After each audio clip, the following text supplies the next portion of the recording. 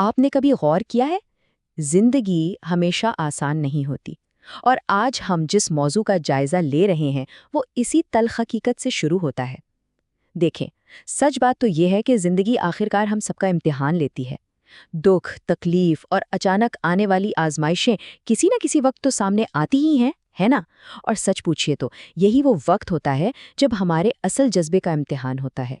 تو چلیے سیدھا اپنے موضوع کی طرف آتے ہیں۔ آج کا ہمارا یہ تجزیہ انسانی ہمت، حوصلے اور دکھ سے گزر کر واپس ابھرنے کے اس پورے عمل کے بارے میں ہے۔ ہم ان ذرائع پر بات کریں گے جو یہ بتاتے ہیں کہ انسانی روح آخر تکلیف کا سامنا کیسے کرتی ہے، اور سب سے اہم بات، ٹوٹنے کے باوجود واپس جڑنے کی طاقت کہاں سے لاتی ہے۔ تو سب سے پہلے بات کرتے ہیں حصہ اول کی، ناگزیر ٹوٹ پھوٹ، یعنی انسانی دکھ کی حقیقت کا سامنا کرنا۔ دیکھیں، اس حقیقت سے انکار ممکن نہیں کہ چاہے کوئی انسان کتنا ہی باصلاحیت یا طاقتور کیوں نہ ہو، زندگی میں دکھ اور ٹوٹ پھوٹ ایک ایسا حصہ ہے جس سے کسی صورت بچا نہیں جا سکتا۔ یہ تو ہونا ہی ہے۔ اب ذرائع اس بات کی بہت زبردست نشاندہی کرتے ہیں کہ یہ تباہی یا دکھ صرف ایک طرح کا نہیں ہوتا۔ انسان مختلف طریقوں سے ٹوٹ سکتا ہے۔ یہ مالی ہو سکتا ہے، جیسے بینک اکاؤنٹ خالی ہو جانا، یا جسمانی تکلیف ہو، ذہنی دباؤ، جذباتی صدمہ، یا پھر روحانی کشمکش۔ یہ سب ہمارے انسانی تجربات کا حصہ ہیں، اور ہر ایک دکھ اپنا ایک بہت گہرا اور مستقل نشان چھوڑ کر جاتا ہے۔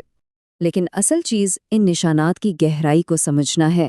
پتہ ہے، یہ نشانات یا تو فتح کی علامت بن سکتے ہیں یا پھر ہمیشہ کی ہار کا سبب۔ ان ذرائع کا جو مرکزی نقطہ ہے نا، وہ یہ ہے کہ نتیجہ اس بات پر منحصر نہیں ہے کہ کیا گزری، بلکہ یہ طے کرتا ہے کہ دکھ برداشت کرنے والا اس عمل کے دوران کتنی دیر تک اور کس ہمت سے ڈٹا رہتا ہے۔ تکلیف کو جھیلنے اور اس طوفان میں کھڑے رہنے سے ہی آخرکار رحمت اور عظیم کامیابی وجود میں آتی ہے۔ اب آتے ہیں دوسرے حصے کی طرف، جسے کہا گیا ہے آوازوں کی وادی، یعنی اندرونی کشمکش کا سامنا۔ ہوتا یہ ہے کہ جب دکھ کا پہلا وار پڑتا ہے نا، تو انسان اس وادی میں پھنس جاتا ہے، جہاں امید اور نا امیدی کے درمیان لگاتار ایک بحث، ایک کشمکش چلتی رہتی ہے۔ اب یہاں جو موازنہ سامنے آتا ہے وہ بہت دلچسپ ہے۔ ذرائع نشاندہی کرتے ہیں کہ اس وادی میں دو بالکل مختلف ذہنی رویے ہوتے ہیں۔ ایک طرف حکمت، شکرگزاری اور یقین جیسی مثبت آوازیں ہیں، اور دوسری طرف فکر، شکایت اور دوسروں پر الزام تراشی جیسی منفی آوازیں۔ اور معلوم ہے سب سے اہم بات کیا ہے؟ انسان آخر میں کہاں پہنچتا ہے، اس کا فیصلہ اس کے حالات نہیں کرتے، بلکہ یہ فیصلہ اس بات پر ہوتا ہے کہ وہ اس وادی میں کن آوازوں کو اپنی توجہ دیتا ہے۔ اور یہاں سے شروع ہوتا ہے تیسرا حصہ، جینے کی وجہ تلاش کرنا، یعنی آگے بڑھنے کا طریقہ۔ اس وادی سے نکلنے کی ایک صدیوں پرانی سائنس ہے۔ ہر بار جب انسانی روح کو ٹھوکر لگتی ہے تو یہ صرف بکھرنے کا وقت نہیں ہوتا، بلکہ یہ ایک ایسا موقع ہوتا ہے جہاں انسان پہلے سے کہیں زیادہ مضبوط بن کر سامنے آ سکے۔ تو آئیے دیکھتے ہیں کہ یہ آگے بڑھنے کا عمل آخر کام کیسے کرتا ہے۔ ذرائع نے زندہ رہنے کا ایک بڑا ہی منظم طریقہ بیان کیا ہے۔ سب سے پہلے اس صدمے کو تسلیم کرنا پڑتا ہے، پھر ایک وجہ تلاش کرنی ہوتی ہے، چاہے وہ آپ کا خاندان ہو یا کوئی عظیم مقصد، اور آخر میں ہر حال میں آگے بڑھنے کا پختہ فیصلہ کرنا ہوتا ہے۔ یہ وہ ذہنی میکانزم ہے جو دکھ میں زندہ رہنے کے لیے بالکل لازمی ہے۔ چلیے آگے بڑھتے ہیں چوتھے حصے پر، میدان میں ڈٹے رہنے کی طاقت، یعنی پیچھے ہٹنے سے انکار۔ اس مقام پر آ کر جب سامنے انتہائی سخت مخالفت ہو تو ایک خاص قسم کے اندرونی عزم کی ضرورت پڑتی ہے۔ ذرائع بتاتے ہیں کہ اگر ارادہ پختہ ہونا تو بیرونی حالات انسان کو ہرا ہی نہیں سکتے۔ انسان کو اگر کوئی روکتا ہے تو وہ صرف خود روکتا ہے۔ اس پورے تصور کو وضاحت کے لیے سٹینگ پاور یا میدان میں ڈٹے رہنے کی طاقت کہا گیا ہے۔ اس کا مطلب ہے وہ اندرونی طاقت جو اس بات کا انکار کرتی ہے کہ حالات اس پہ غالب آ جائیں۔ اور مزے کی بات یہ ہے کہ اس طاقت کو پیدا کرنے کے لیے کسی اعلیٰ ڈگری، ڈھیر سارے پیسے یا لوگوں کے جھنڈ کی ضرورت نہیں ہوتی، بالکل نہیں۔ یہ صرف اور صرف اپنے آپ سے کیا گیا ایک خالص فیصلہ ہے کہ اب چاہے جو ہو جائے میں یہاں سے گزروں گا ضرور۔ یہ مضبوط اور ڈٹا ہوا رویہ انتہائی ضروری ہے۔ جیسا کہ ذرائع بالکل صفائی سے زور دیتے ہیں، ہم پیچھے نہیں ہٹتے، ہم بھاگتے نہیں ہیں، ہم ڈٹ کر کھڑے رہیں گے۔ پیچھے ہٹنے کے بجائے یہ عمل سکھاتا ہے کہ اس مقصد پر جمے رہنا چاہیے جس کے لیے زندگی وقف کی گئی ہے۔